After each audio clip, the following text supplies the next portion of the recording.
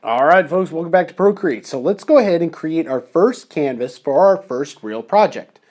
So I'm in your gallery view here, and the first thing that I want you to do is I want you to go ahead and hit the plus sign. Now, we showed you how to do this earlier, right?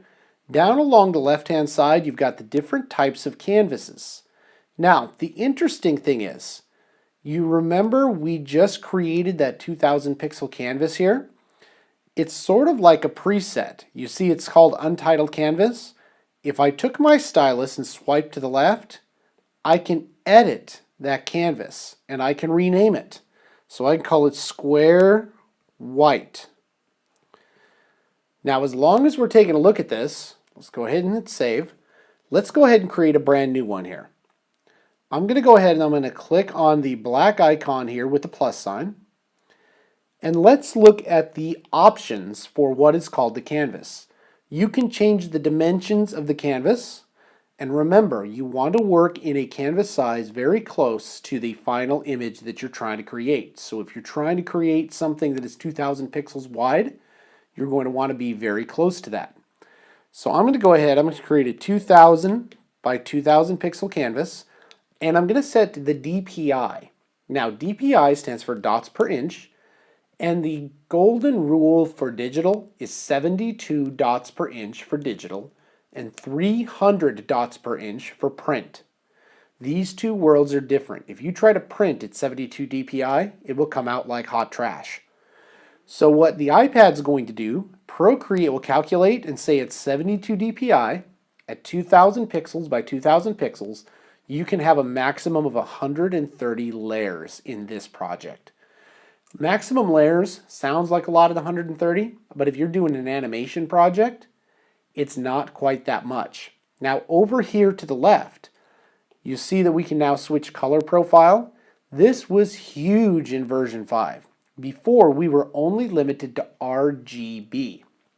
RGB stands for red, green, and blue. It's the colors that the monitors use to create all the colors that you see. So if you're doing digital work, you want to be in RGB. However, traditional print has its roots in CMYK. CMYK is the cyan, the magenta, the yellow, and the black, and it's how printers print. So if you know what you're printing, make sure you understand the output requirements, because these two color spaces will be different. If you design in CMYK and then print in RGB, it'll be a little bit jacked up. Here you can also adjust your time-lapse settings.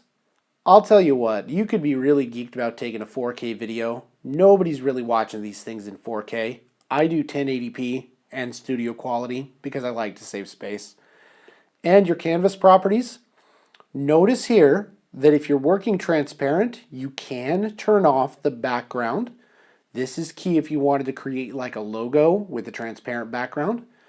But if you wanted to create the background color, you could. As an example, I like to work in a slightly off gray background. So I'm going to give this canvas an off gray background, and I'm going to create it. You see how I moved this around here to get to that off gray? Let's go ahead and create. All right, so this off gray background will be the color for our project. I'm going to be walking you through one project, a traditional tattoo style rose, and even if you're not into traditional tattoo art, the concepts that you're going to learn are far simpler to teach at the basic level here, so that when we get to the more advanced, realistic type drawing, you've already got your basic feet wet in Procreate. All right, let's go ahead and call this one here. You've now created your first canvas. Let's go ahead and import our art.